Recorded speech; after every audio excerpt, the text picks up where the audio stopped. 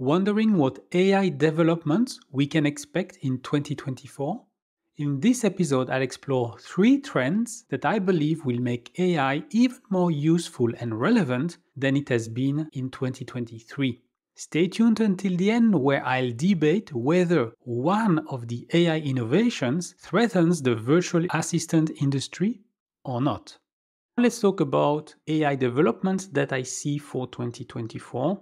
There are 3 main areas. The first one is multimodality, the second one is system 2 thinking, and the third one is AI agents. So multimodality, what does it mean? It means that a model would be able to accept multiple types of input and then generate multiple types of output. So for instance, ChatGPT-4 can already do that. You can speak, you can give it an image, you can type, and then as the output, it can produce text, it can produce images, and it can respond via a synthetic voice.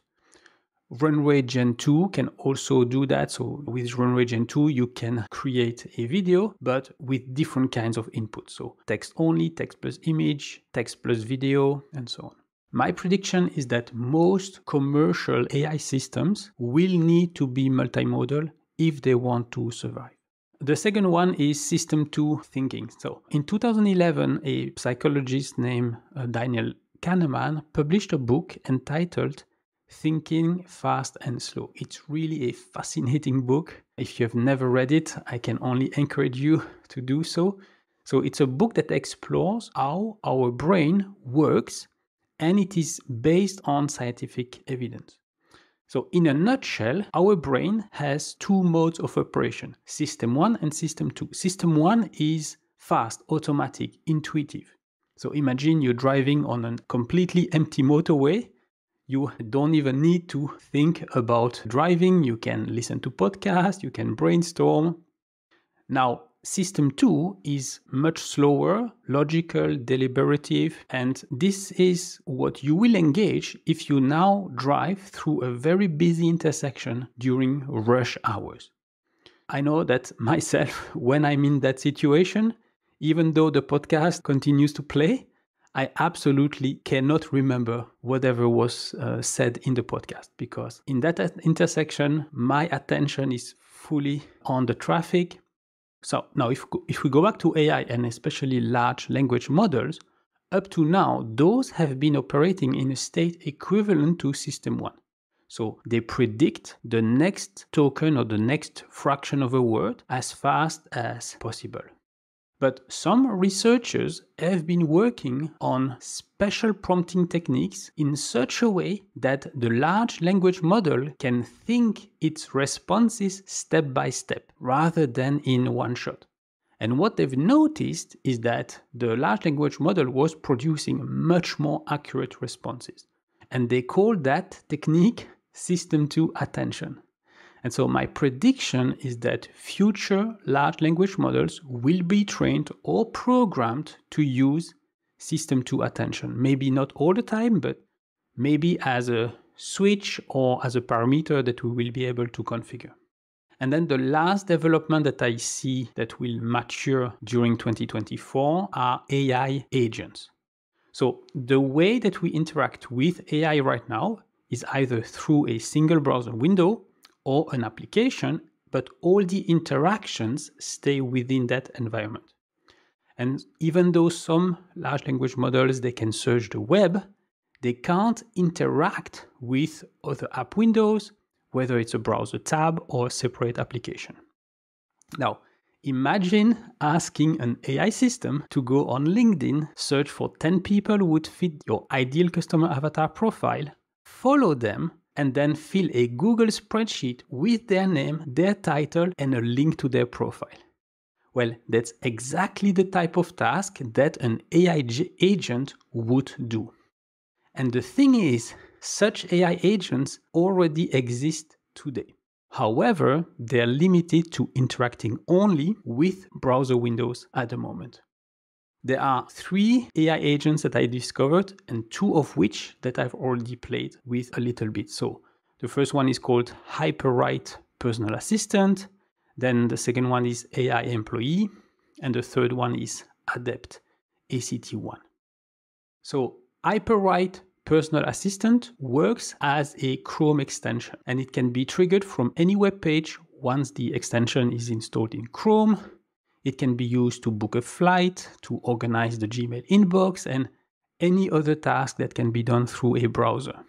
The free plan is limited in the number of actions that an AI agent can perform for a given task. Now, I asked HyperWrite to find 5 online communities for solopreneurs, and it ran out of free actions before even completing the task. What I noticed is that it's still quite slow, and also HyperWrite warned me that I am responsible for all the actions taken by the AI agent, meaning that I couldn't really give it a task, then go to the kitchen and refill my cup of tea. Instead, I stayed at my computer to double check what it was doing. So it's still early days, and I'm hopeful that it will get better in the future. Now, on a side note, HyperWrite is developing another AI agent that can run on a Mac and can interact with any application window, promising some crazy automation that currently requires a human to do. Another one that I recently discovered is AI Employe. It's another Chrome extension that leverages GPT-4 Vision, the model from OpenAI that can recognize objects inside images. Now, AI Employe works differently than HyperWrite, so rather than giving it a prompt, you need to configure workflows step by step. And so like a human, the first time that it needs to do a task, you will have to train it. But once it has been trained, you just click on the workflow that you want to trigger and it will execute it. Now, some of the examples that the developer uses to demonstrate the capabilities of AI Employe could actually be done with more traditional methods like Zapier, for instance, with the advantage with Zapier that everything happens automatically and in the background. And yeah, AI Employe is pretty slow, but it's even worse than that, because once a workflow has been initiated, you can't really use your computer because the AI Employe needs to be able to see the browser window at all times. In other words, I'm not super impressed, but again, it's early days and it's worth monitoring in my opinion.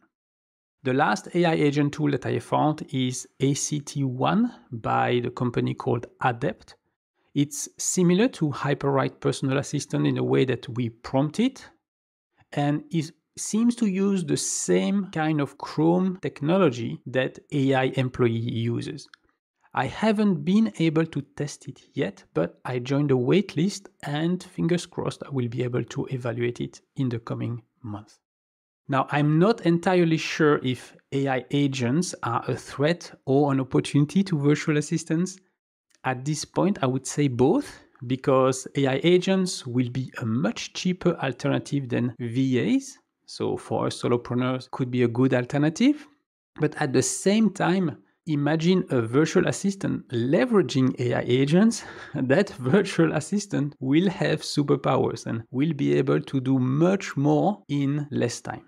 To recap, I've shared with you the most promising AI capabilities that I believe will be further developed in the next 12 months. So multimodality, system-to thinking, and AI agents. If you found this episode useful, I'd be super grateful if you could share it. And if you do that on Instagram, you can tag me. My handle is @MacpreneurFM. In the next episode, I will explain the 3 reasons why, contrary to popular belief, Apple is extremely well positioned with regard to the AI race. So that's it for today. If you haven't done it yet, visit macpreneur.com/AI to grab your own copy of the Top 10 AI Tools cheat sheet. This PDF will give you the edge that you need to boost your solo business in this fast-pacing world. Once again, it's macpreneur.com/AI. And until next time, I'm Damien Schreurs, wishing you a great day. Thank you for watching the Macpreneur podcast. If you've enjoyed the show, please leave a comment and share it with a friend right now.